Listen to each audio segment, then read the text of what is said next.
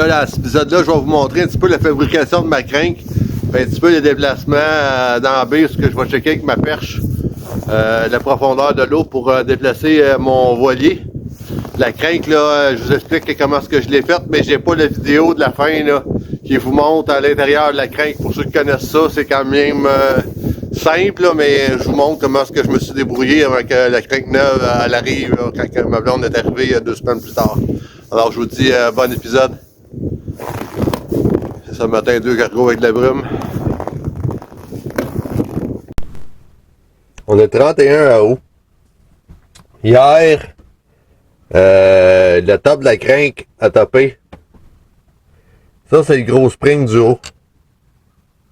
Il a cassé là. Pour que le moteur tourne,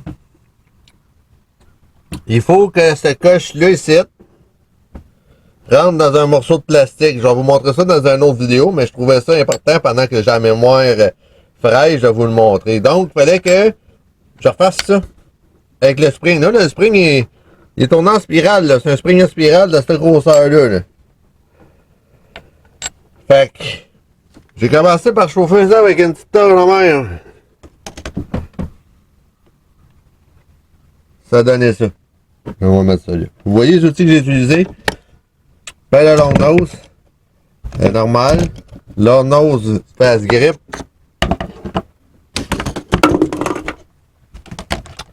Et une autre pelle à long nose un peu plus grosse.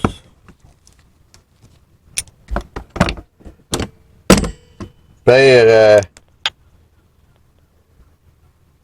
gros paire de Westcott, un petit ça pour tirer sur ma corde de ma crinque, un petit tournevis, puis j'ai finalement chauffé avec ça. Là j'ai chauffé la première fois, pas assez, quand je suis venu, ça a cassé, ça a fait ça.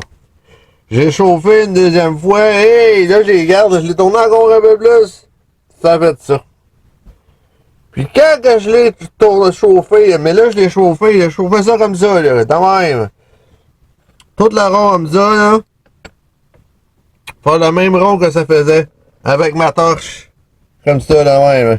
Chauffais, je prenais la paire de vase grip là, je tournais comme ça. Je rechauffais. Puis je finis à bout de faire ça. Je finis à bout de faire mon crochet, j'installe mon morceau de plastique dessus, j'attends. Wow! Le spring en dessous, le spring qui fait là que ça. C'est ça qui fait revenir là, la crinque là. Ben il a revolé. Fait qu'il a fallu que je l'enroule, je l'ai fait 7, 8 fois. À chaque fois que je venais à bout de donner, à bout de l'avoir, il revolait. Fait que je prenais cette pelle de vase grip là, je la cattais sur le bord de choses de plastique. Puis là, je tournais, puis je tenais. Là, après ça, je m'en souviens quasiment plus. J'ai gossé, en tout cas, je l'ai tenu. Après ça, là, il était rendu dans son endroit. Ça, je vais vous le montrer, mais que je reçois le crinque neuve. Dans son endroit où ce qu'il devait être. Mais il manquait une petite coche. Il a fallu que je mette des bouts de taille rap que j'ai coupé entre dans le coin du spring pour faire monter le spring. Là, j'ai pris cette paire de pince-là, puis je l'ai forcé un peu pour le tourner tranquillement, parce que je voulais pas le casser. Puis je suis à bout de le faire clipper. Après ça, je suis à bout de le tourner. J'ai coupé ça. Là, j'ai réussi. J'ai de la misère à le passer dans le trou pour le redécher dans la poignée. Fait que finalement, hier, là, vous voyez, la crinque est là, de changer la bougie. Puis, j'étais là-bas. Là-bas. J'ai éteint tout ça, j'ai apporté mes poubelles là. Puis là, aujourd'hui, je m'en vais faire un tour pour placer mon voilier plus par là. À l'abri des vagues, parce que là, je reçois le vent, puis les vagues de marée, à cause que je reste direct. Hier, je ne pouvais pas, il y avait un voilier là. Là, je vais me mettre le plus proche possible, mais il faut que j'aille voir la profondeur. Ils disent 2 mètres. Si j'ai 2 mètres vis-à-vis le muret que là, je vais aller me mettre le plus proche que je peux du muret, mon ancre. Me mettre par là. Ça va me donner une swing comme ça, parce que je sais qu'il tourne sur son ancre, mais il revient jamais vis-à-vis. Puis je vais me mettre un ancre arrière plus par ici, parce qu'il y a des bateaux qui passent, mais ça passe moins. Fait que un petit peu, là, fait que je vais aller évaluer avec le Zodiac comment est-ce que je fais ça. Puis là, ben, il a arrêté de vanter, fait que c'est le temps d'aller le faire. Je finis de prendre mon petit verre de jus, là, puis je vais faire ça. Je voulais me compter ça. On est 31 août 2025, on est à Rivière-au-Renard. L'aventure à Francis, ça lâche pas. On va en venir à bout. Le son, il est là. Bon. Fait que la crainte que je parlais hier, tantôt, c'était celle-là. On est 31 août 2025. Fait que c'est ça que j'ai réparé hier, puis j'ai été changer la bougie qu'elle a. Pour changer la bougie qu'elle est là. Faut que tu défasses ça. Faut que tu défasses les deux bottes qu'elle a. Les trois. Cette botte-là, cette botte-là, cette botte-là. Tu fais attention à tes clips ici. Puis ça rentre bien serré tout le tour ici de la crin. Ça, c'est la première affaire.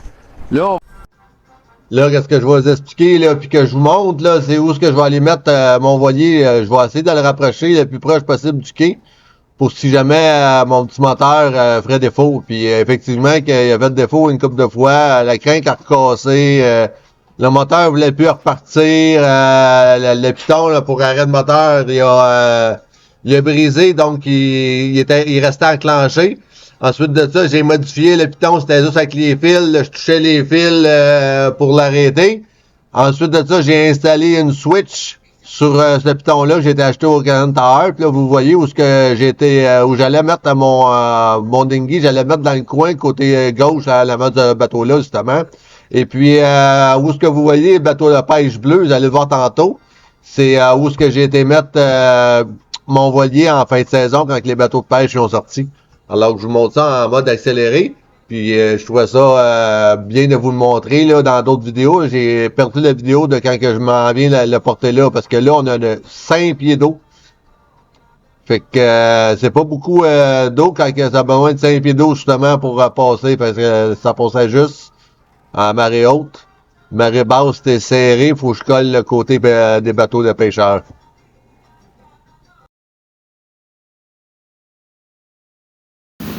De même, on voit bien que il a attaché là. Il a attaché le bateau de pêche là-dessus. Là.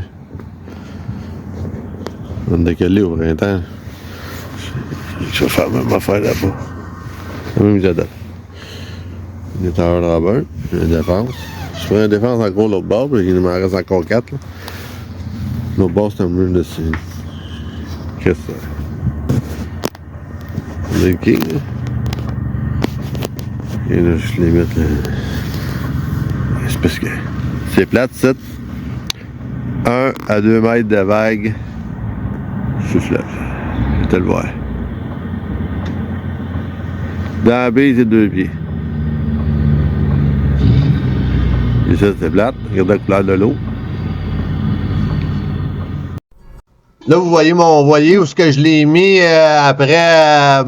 je vais vous expliquer dans une autre vidéo quand que le câble il casse. Alors, c'est un déplacement rapide que j'ai fait entre 2 rafales. Et puis, vous voyez, là, il vente assez que dans la baie, j'ai 2 à 3 pieds de vague. Et sur le fleuve, il y avait là 1 à 2 mètres de vague. Alors, là, l'eau qui change. On se dit, là. Bon. Au bout de tu commences encore à être pas payé. Vous pouvez pas le voir, là. C'est mon décor. Je passe en haut. Ok, je personne ne va tête. Là, quand tu passes au port au foncé, le foncé, là, c'est de la 1 à 2 mètres de vague. 15 nœuds de vent, constant. On a une nada ici. Ça sort de l'eau. Pas parce que c'est rouge que c'est du rouge dedans. Là. 3 jours de carburant.